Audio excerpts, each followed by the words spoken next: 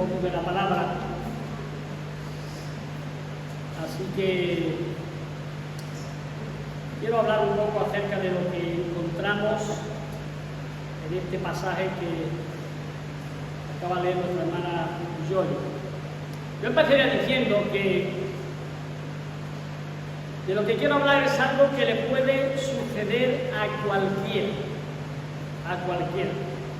Es más, afecta directamente a la mayoría de las personas. Incluso de lo que voy a hablar es algo que no respeta a nadie. Afecta por igual a personas grandes, importantes, que no importantes, a líderes que a seguidores, a gente intelectual, que gente humilde con poco conocimiento, gente con mucho poder adquisitivo y gente que no lo tiene. Es algo que incluso acaba, diría yo, con las energías de las personas y que consume las fuerzas y distorsiona la visión. De esto que estoy hablando me refiero nada más y nada menos que al desaliento. Bien, ¿y qué es el desaliento? Dice el diccionario, para saber exactamente qué es el desaliento es el decaimiento del ánimo, es el desfallecimiento de las fuerzas, es un desánimo que viene a la persona y va acompañado de tristeza, de desmoralización y de hundimiento emocional. Y algún dato para que tengamos una idea de lo que estoy hablando. Esto es una situación que, aunque desaliento no es lo mismo que depresión ni ansiedad, digamos que el desaliento es una situación. A ver, la ansiedad y la depresión es una enfermedad ya catalogada y que el Instituto Nacional de Estadística tiene visto las personas que hay señaladas con la enfermedad de la depresión y las personas que hay señaladas con la depresión de la ansiedad. Pues bien, digamos que el desaliento es algo anterior a la depresión, algo anterior a la ansiedad, y no es algo en firme que esté catalogado como enfermedad, sino es algo que puede ser pasajero, puede ser temporal. Pues bien, no está catalogado el desaliento, pero de depresión están contabilizados, dice el Instituto Nacional de Estadística, 280 millones sufren de depresión y aparte 301 millones de personas padecen ansiedad. Luego, lo que estoy queriendo decir es que esta situación es una situación numerosa, es una situación que le ocurre a muchísimas personas y nosotros tenemos que ser vigilantes también en este asunto. Tenemos que ser vigilantes también en cuanto a todo esto. Pero ahora bien, ¿cuáles son las causas del desaliento? ¿Qué es lo que causa esta situación de desaliento en tantísimas personas y también dentro del pueblo creyente, como vamos a ver un poco más adelante? Las causas del desaliento son vivir por circunstancias difíciles, encontrarnos, por ejemplo, con una situación de oposición. En el versículo 1 y 2 que leyó nuestra hermana Yoli, vemos que encuentran ahí en primer lugar una gran oposición. Dice: cuando oyó Sanbalat que nosotros edificábamos el muro, se enojó y se enfureció en gran manera e hizo escarnio de los judíos. Escarnio es burla, hizo burla, un menosprecio a los judíos. Y habló delante de sus hermanos y del ejército de Samaria y dijo: ¿qué hacen estos débiles judíos? se les permitirá volver a ofrecer sacrificios, acabarán en un día, resucitarán de los montes del polvo las piedras que fueron quemadas. Es decir, el mismo Nehemías está viviendo una situación de desaliento, y el pueblo también, porque están encontrando una gran oposición. Y nosotros, hermanos, tenemos que saber que cuando a nuestras vidas vienen porque pueden venir y tocan porque tienen que tocar, por la circunstancia que sea, a veces puede ocurrir por un error nuestro solamente, pero muchas veces ocurre también por situaciones de la propia vida. Ya hemos hablado muchas veces de muchas situaciones que pueden venir a la vida de cada uno, y que esas situaciones en la vida personal de cada uno, sea económica, sea de enfermedad, sea de cualquier situación cercana a la familia, en tu pareja, en tu matrimonio, con los hijos, esa situación difícil, por la situación complicada que estés viviendo, la situación difícil por la que estés pasando, ¿quién no ha pasado o va a tocarle vivir y pasar una situación difícil en su vida? Pues esa situación difícil, esa situación de oposición, gente que se opone, gente que te critica, gente que te rechaza, gente que te cuestiona, puede crear en tu vida y en tu mente una situación de desaliento. Hoy nosotros vivimos lo mismo y mucho más en nuestro entorno social, por el trabajo. ¿Cuántas personas incluso están ahora en estos momentos pasando por la situación angustiosa y terrible de la guerra? Viven y vivimos muchos con miedo, atemorizados por la situación de lo que puede pasar. Hoy seguimos experimentando lo mismo y mucho más. Hay también una situación que provoca el desaliento, que son los problemas abrumadores, la falta de progreso visible en tu situación personal. A veces decimos, bueno, hemos estado tanto tiempo trabajando, tanto tiempo intentando las cosas, y solamente hemos conseguido esto, llegar hasta aquí, con problemas, con dificultades. La crítica es también una causa de desaliento. ¿Cuánta crítica encontramos en la sociedad, a nuestro alrededor? Incluso también en la iglesia encontramos que hay crítica destructiva, que hay a veces poca comprensión, que a veces hay pocas palabras de amor, que hay poco apoyo, poco respaldo, pocas personas que se interesen de verdad como lo hacía personalmente Jesús, interesándose de verdad por el problema directo de los demás.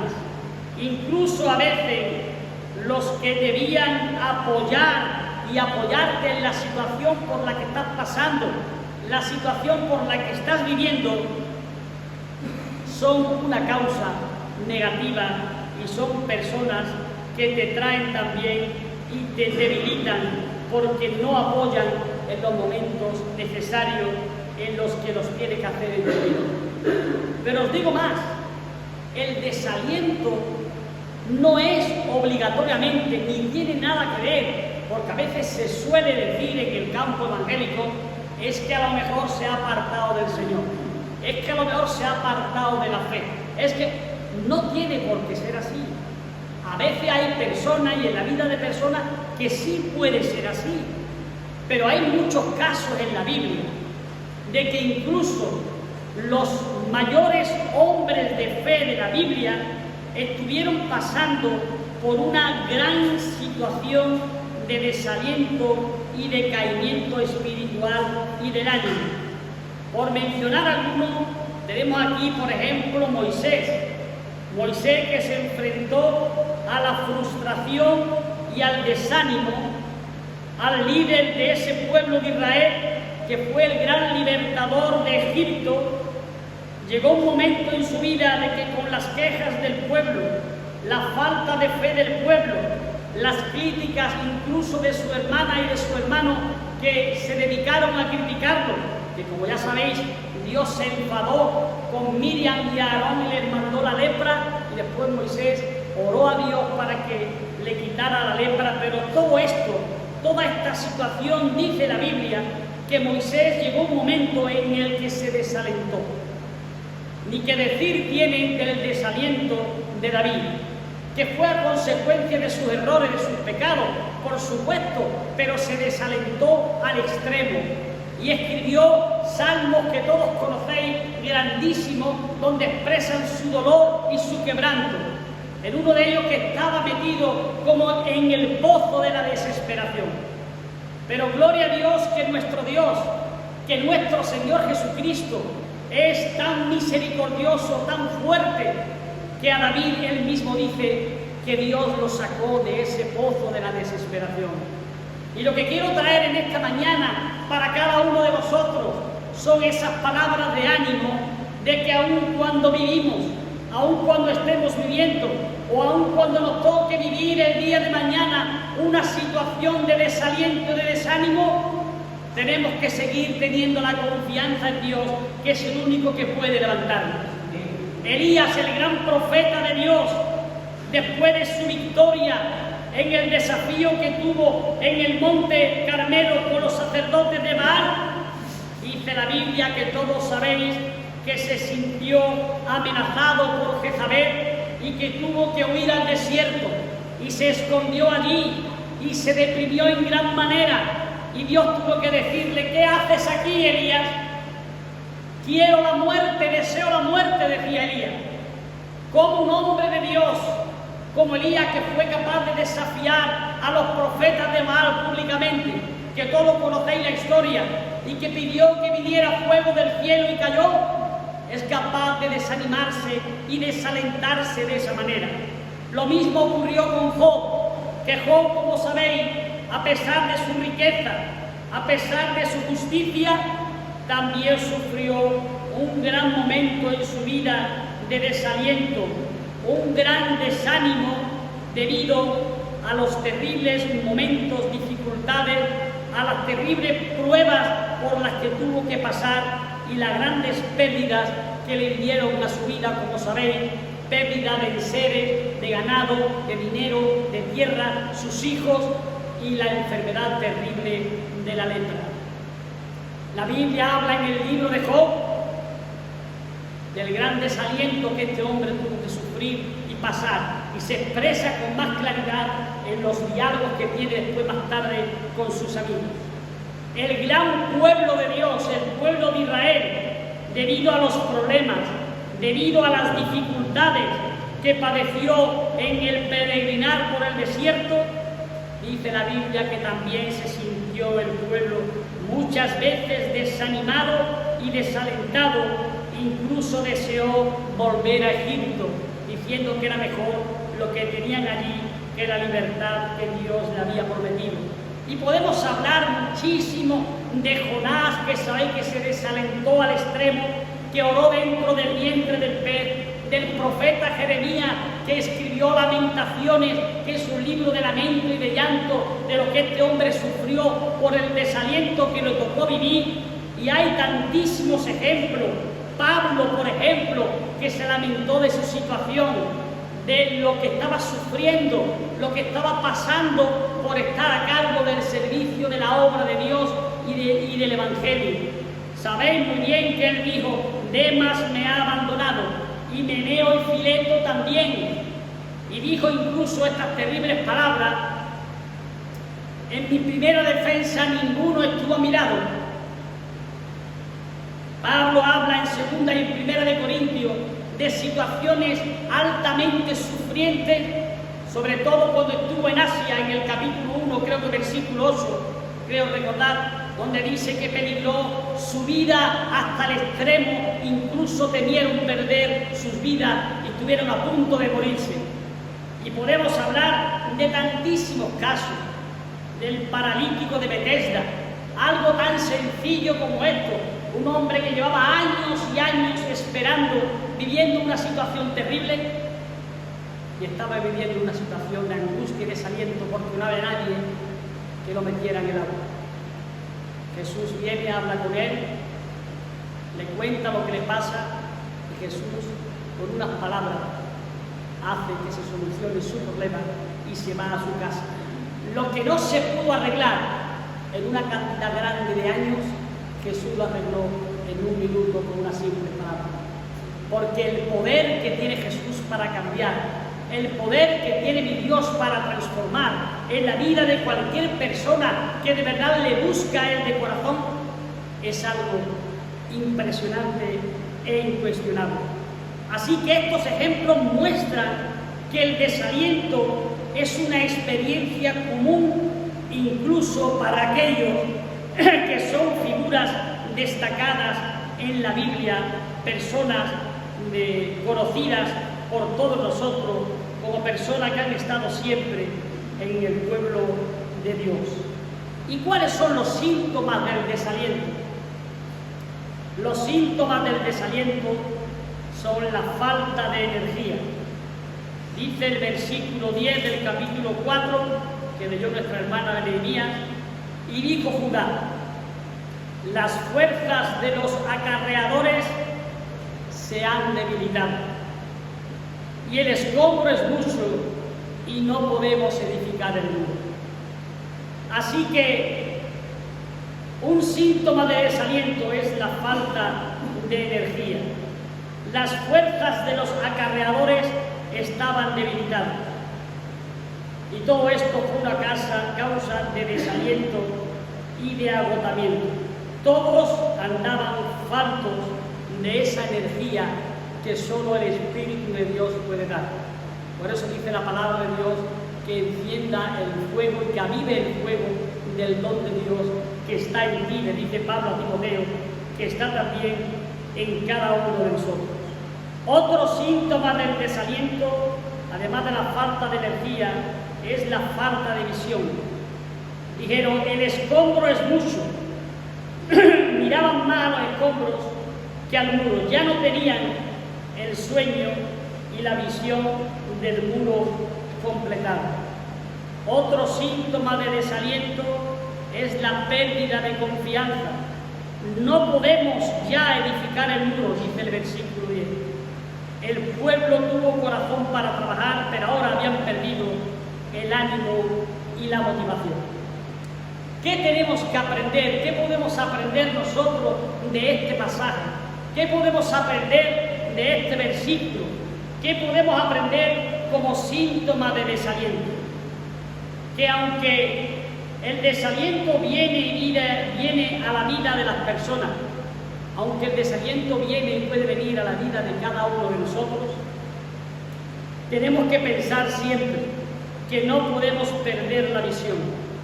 No podemos tener la idea del vaso siempre medio vacío. No podemos mirar a todo lo que nos falta. No podemos mirar a todo lo que no hemos conseguido, sino que hay que mirar lo poco que nos falta. Hay que mirar todo lo que hemos conseguido.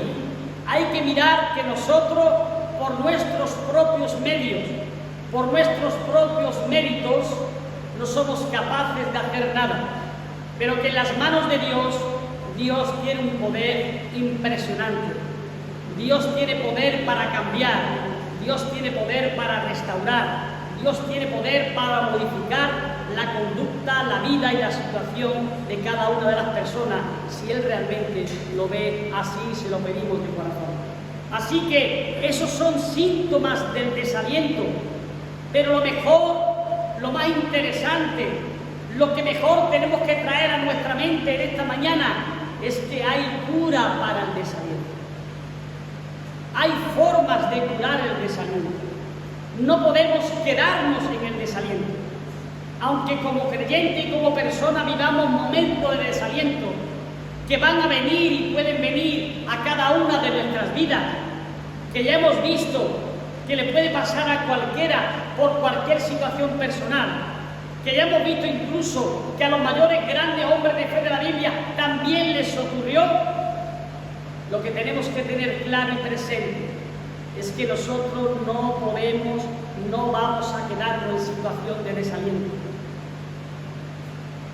que recuperar el aliento, hay que recuperar el ánimo, hay que recuperar el entusiasmo, hay que volver a construir las cosas en nuestra mente, en nuestro espíritu, para que nuestra fe siga firme y continua en las cosas del Señor, con el ánimo que debemos de tener.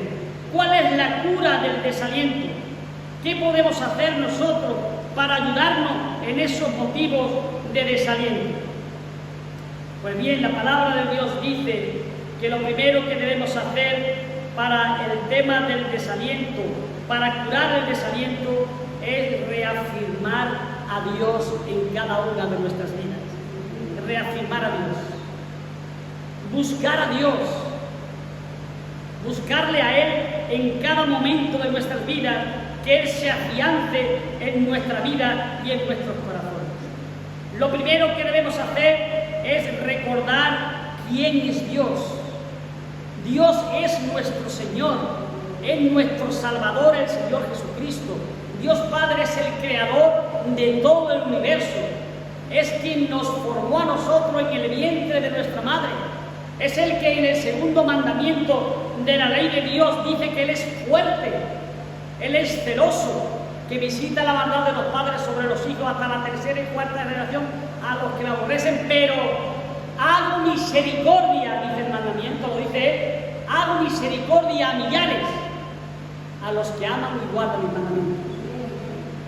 Ese es Dios, fuerte, celoso, que ha estado ahí siempre a nuestro lado, que nos ha acompañado en cada batalla, en cada momento de nuestra vida, que nos ha hecho estar hasta aquí, en este momento, en esta situación, que aún en las dificultades mayores de nuestra vida, aun cuando el diablo ha apretado y nos ha puesto en situaciones difíciles y complicadas, Él ha estado con nosotros.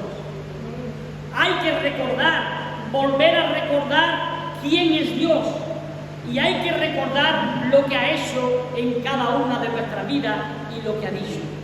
Él ha dicho promesas interesantísimas, promesas impresionantes. A Josué le dijo: escúchame bien, no te dejaré ni te desampararé. Y esa promesa de Dios a Josué es una promesa que también podemos tomarla para cada uno de nosotros. Porque el mismo Dios de Abraham, el mismo Dios de Josué, ese es mi mismo Dios. Es en el que creo, en el que he creído siempre y en el que voy a seguir confiando y poniendo mi vida. No te dejaré ni te desampararé. Yo estaré con vosotros todos los días hasta el fin del mundo. Hay que recordar lo que Él ha dicho en sus promesas. Recordar lo que ha hecho en cada una de nuestras vidas. Cuántas veces, cuántos momentos hemos visto su mano en cada uno de nosotros. Y digo más, si no en nosotros, en la vida de personas que nos rodean. Cuántas personas han sido sacadas de un valle de desesperación, de un montón de problemas, de situaciones difíciles, complicadas, que cuando yo he conocido personas que no han sido capaces de salir del mundo en el que estaba metido, ni con ayuda médica, ni con ayuda psicológica, ni con ayuda de ningún tipo, el Señor y la oración y aceptarle en su corazón a eso que haya un cambio total, transformador en su vida y en la vida de sus familias. Eso solo Dios lo puede hacer, solo Dios puede hacerlo. Por lo tanto, hay que volver a reafirmarnos en Dios, recordar lo que ha hecho, recordar en sus promesas, reenfocar los esfuerzos que con Él podemos tener en cada una de nuestras vidas. Solo así podremos tomar las fuerzas necesarias para salir del desaliento. Dice la palabra en los versículos que leímos antes que pararon brevemente la obra para descansar. Y yo digo, hermanos, esta mañana, que a veces es necesario incluso hacerlo. A veces hay que parar para recuperar fuerzas, para poner en orden nuestras ideas, para poner en orden nuestra vida, para reflexionar sobre la situación, para tomar de nuevo la fuerza que el Señor puede darnos. Él dice que los que buscan al Señor tendrán nuevas fuerzas, como el águila, y levantarán y caminarán y no se cansarán como los jóvenes. Así que nosotros somos invitados a reenfocar los esfuerzos de nuevo en las cosas del Señor. Aquí en este lugar vemos cómo Nehemías dice que se reorganizaron, reforzaron a las familias, se reedificaron en el esfuerzo y regresaron de nuevo al trabajo, dice el versículo 14 al 17. Dice el 14 al 17 que de nuevo volvieron al trabajo. Y yo tengo una palabra de ánimo para todos y cada uno de nosotros. Si estamos pasando por una situación de desaliento, mi invitación personal es esta, tanto en un tema personal, en un tema social, en un tema laboral, como en un tema espiritual. Hay que volver de nuevo a reagrupar esfuerzos. Hay que volver de nuevo en lo personal y en la iglesia a estimularnos en el Señor y recobrar nuevas fuerzas. Y la invitación aquí de Nehemías a su pueblo era volver al trabajo, volver al lugar donde se tiene que trabajar, volver al lugar donde se tiene que empezar a construir. Y en el primer sitio donde se tiene que empezar a construir es en nuestra mente, para que nuestra mente el Señor la prepare, para que nuestra mente el Señor la enfoque, para que nuestra mente, nuestro espíritu, el Señor la ponga a disposición de seguir siendo un instrumento de bendición para su obra, para su gloria y para su iglesia. Así que mis palabras de ánimo son: volvamos al trabajo personal y volvamos al trabajo en las cosas del Señor. No importan las críticas, no importan las negaciones, no importa lo que otros piensen, no importa lo que otros digan. Tenemos que seguir confiando en Dios. Que el desaliento, algo normal y cotidiano, que las estadísticas hablan de millones de personas, no sea algo estable en ninguno de nosotros, y que volvamos a seguir construyendo donde el Señor nos ha puesto. Trabajaron. ¿Sabes qué pasó con el muro de Israel? Un muro que había sido derribado. Un muro que había sido destruido, una ciudad entera que había sido quemada, incluso las puertas.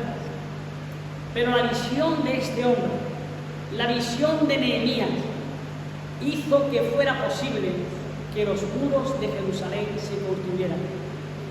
Tuvo oposición de todo tipo, tuvo enfrentamientos de todo tipo, tuvo burla de todos, tuvo presiones del enemigo, pero él fue capaz de transmitir un ánimo suficiente al pueblo y a las familias, que todos juntos, unidos, estuvieron allí. Dice el pasaje, los invito a leerlo, que por ser tan largo no lo hemos leído aquí. Nehemías entero es un libro impresionante. Para muchos es uno de los mejores libros de la Biblia. Leerlo para que vea cómo este hombre hace un proceso de restauración, de ayuda, para convencer al pueblo, animar al pueblo a que se construya algo que humanamente parecía y era imposible. Pero la fe de un hombre, el entusiasmo de un hombre, el deseo de construir, el deseo de aportar, el deseo de crecimiento, de que con Dios era posible, se empezó a gestionar.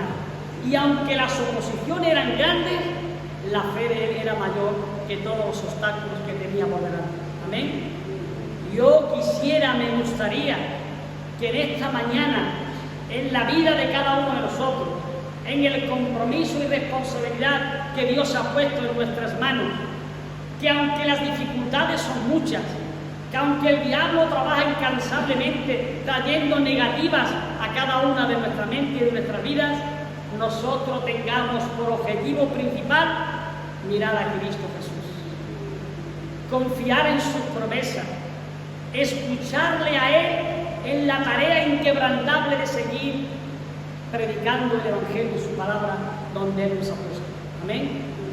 Que nada ni nadie nos detenga, que nada ni nadie nos pare, y que como Nehemías fue el que comenzó para que se construyera el muro, nosotros en este lugar donde estamos, donde Dios nos ha puesto hasta hoy, y que estaremos hasta que Él quiera, Y si no quiere que estemos aquí, estaremos en otro sitio donde Él nos diga, pero que mientras que estemos aquí o donde Él nos mande, sigamos siempre firmes, constantes, haciendo su voluntad y predicando su palabra. No te dejaré ni te desampararé, dice el Señor, le dijo a Josué, y es válido también para todos y cada uno de nosotros. No podemos olvidar eso ni quitarlo de nuestra mente. Otra cura, algo que cura para el desaliento, y con esto voy terminando, es el renovarse en la determinación de seguir. Dice versículo 19 y 20, voy a leer, que he leído poco.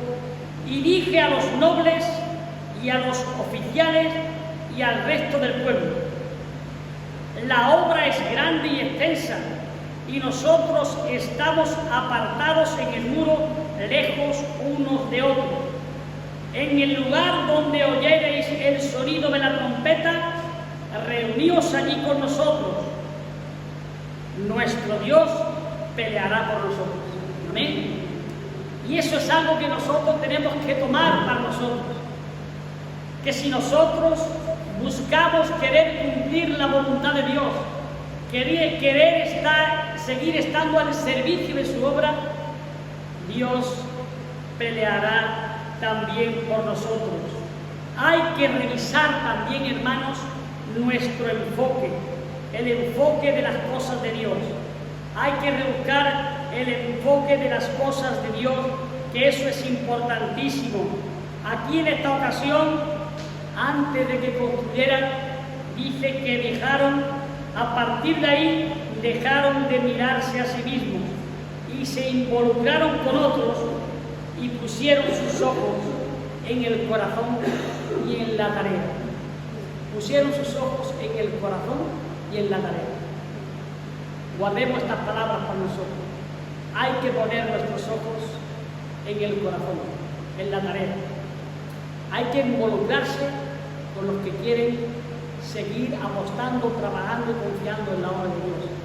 Hay que seguir haciendo el trabajo que el Señor nos encomendó un día, ir y predicar el Evangelio a toda criatura, le dijo a sus discípulos, y nosotros hemos decidido ser discípulos de Él también para su gloria y para su obra.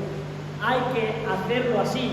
Y termino con esto. El desaliento es una de las armas principales que incluso muchas veces el diablo y Satanás usa. Nehemías nos da la pauta para vencer ese mal, reafirmarnos en Dios, reenfocar los esfuerzos, rededicarse a la tarea, renovarse en la determinación y revisar el enfoque de cada una de nuestras vidas.